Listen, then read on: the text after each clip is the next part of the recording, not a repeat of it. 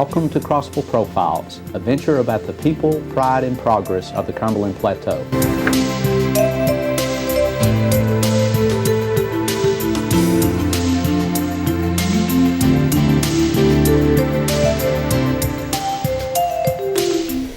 Welcome to Gospel Profiles. I'm Beth Davis with the Cumberland County Mayor's Office, and today on our show we have Deanna and Heather from the Cumberland County Playhouse. Thanks for being here, girls. Thanks for having us. We're excited to be here. Today we're going to be talking about Godspell, which is now on the main stage in production, correct? Yes. Okay, so tell our viewers about Godspell and the dates that it'll be running. So Godspell is running currently, and it will run through August 22nd. Okay. The show itself is based off the Gospel of Matthew. It's written by Stephen Schwartz, who did the music, and Jean-Michel Terrebleck, who wrote the book. Awesome. And it's my understanding that Godspell is the first live orchestra that you're going to have since maybe 2019, I think I was told. Is that correct? Yes, that's correct. So when he was telling me live orchestra, what does that mean to our viewers that may not? So we are actually very lucky as a theater that we have a live orchestra that plays in our pit. So if you come and see a show that has music in it, you see Ron Murphy, our musical director, usually sticking out of kind of a hole in the ground. And underneath the stage houses all of our live musicians. Many theaters around the country do track shows, which we've done some of in the past year, which are pre-recorded tracks. Okay. And that our music or our sound director will play, and they just kind of sing along to those. But we're lucky that we have a live orchestra and that we get to have them back this year. That is great. And so how many instruments are in this? Do you have any idea how many instruments are in the live orchestra? I'm not really sure in this show. I think it's just 4 or 5. 4 or 5, yeah. It always makes a big difference. I know I've heard shows both ways, but it seems to really make a difference. It does. The music is just so much more, I don't know, like you just feel like you're almost there with them, in the orchestra with them. The music's just so much better. The sound, maybe, I don't know. And it gives us a lot more flexibility as actors than a CD would. Oh, right. Especially with, even like tempo changes, we would have to follow the track versus creating our own story, which is nice. So that does make it easier. Okay, and so why did the Playhouse pick Godspell to do as a production in 2021? I think the Playhouse was looking for a show that really exuded a sense of community and inclusivity, especially with everything that's going on with our world right now. I think that was a great message to put forth to the community, and it really brought us back together in such a beautiful light. And so the show, for those that hasn't seen it yet, is that what it's about? Like, I know you said it was from the book of Matthew, but is it, what is the plot? Is it to bring community together? Like, what is the underlying theme of it? Yes. So Bryce actually tells a really good story about how the show was written, which is a lot of the reason why we picked it. Okay. And he tells it before every show because it really gets you in the right mindset to see the show. But the show was written in the late 60s, and what had happened was John Michael that wrote the show, he was in college at the time, and he felt like he was missing something. So he went to church that Sunday, and it was Easter Sunday. Oh. And he listened around about, people complaining, and someone's mother-in-law's coming over, and they don't want to have dinner, all those things. Yeah. The pastor gave a sermon that was kind of blah, he said. And while he was leaving, there was a police officer that saw him dressed, I would say, in like the hippie style of the time. Okay. And said, "What are you doing in church? You're clearly not here for the right reasons." Okay. And he was like, "Well, I don't think this is what it's about." So he went home and he read all the Gospels, all 4 books, and decided, that's not what I just saw at church today. This is about love and friendship and acceptance, and this is what the world needs to hear. So he wrote Godspell as his senior thesis, and it kind of spawned from there, I guess. Well, this is a perfect time to Absolutely. to see something like that. What we've really done with the show is made all the disciples different and maybe not of the norm, and brought them all together and to follow Jesus. Right. And I think that that's a great message. It's a really great message. Well, we have a lot more to talk about. I want to know a little bit more about the cast, but we're going to take a short break, and we'll be right back with Crossville Profiles.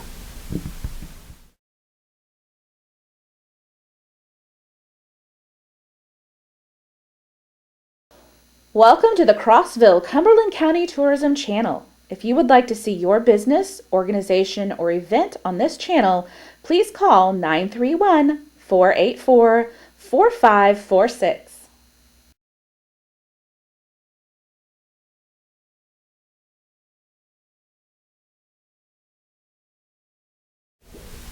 Welcome back to Crossville Profiles. Today we've been talking with Deanna and Heather from the Cumberland County Playhouse, and we're talking about Godspell, which is a production they have on their main stage currently.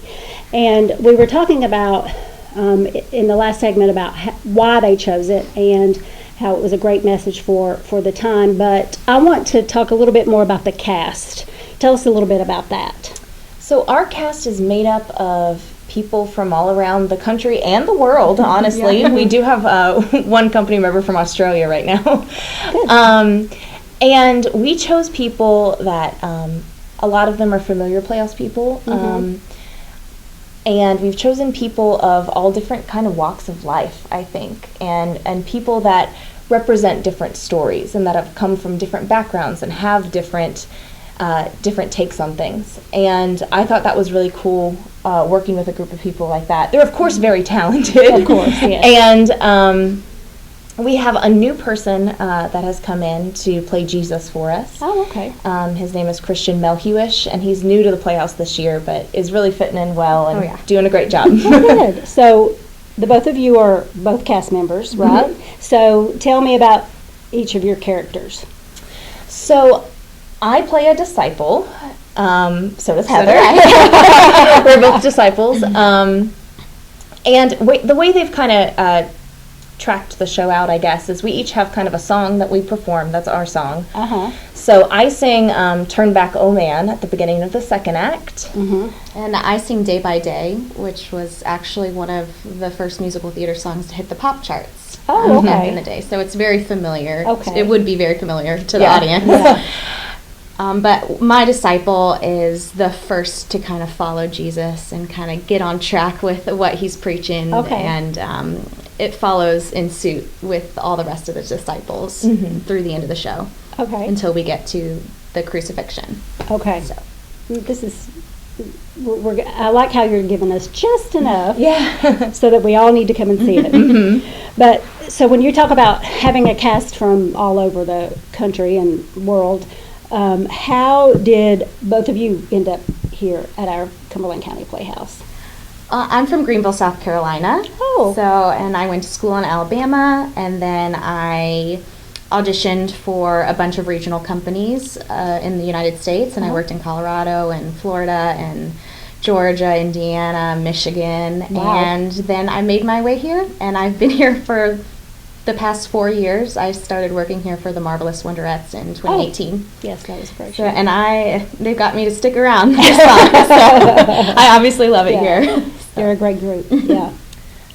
So I'm from Maryville, Tennessee, originally, and my family, when I was growing up, just constantly brought me here to see shows. Okay. So my first show I saw was when I was 8 years old, and I saw Smoke on the Mountain with Jason and Patty and all the people that everyone knows. Yeah. And I drove home that night, or I didn't drive, I was 8. But my mom drove me home, and I said, Mama, I think I want to do that. I think I'm going to be an actress. And she was like, okay, sure. She denies that now, but she saw it all along. Yes, but I fell in love with the place. I saw every show they did for years and years. Oh. I came over here for Triple Threat Summer Camp, summer before my senior year in 2011. And they saw something in me in that 1 week summer camp that they decided to invest in. And I'm very lucky that they put me in their internship program, and I interned all 4 years. I went to Tennessee Tech and got my music degree.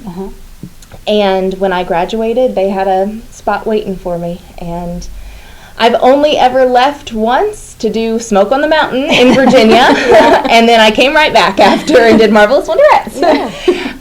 So I've been here this is my 10th year. Well, those are both great stories. Just like almost a hometown girl and then not. So that's great. So how does it feel to be back on the stage after our COVID hiatus? How does it feel? There's no describing it. It's the most surreal feeling. I felt kind of lost when we didn't have live theater during this pandemic, and to be back on stage, I got very emotional and very grateful and thankful for this opportunity that we have to share this story with the audience again and really feel it. Yeah, it's a perfect story to come out of a pandemic for sure. So how is it making you feel? Well, I will say I was pretty fortunate that since I am local, was able to stay on performing for a lot of last year. Okay.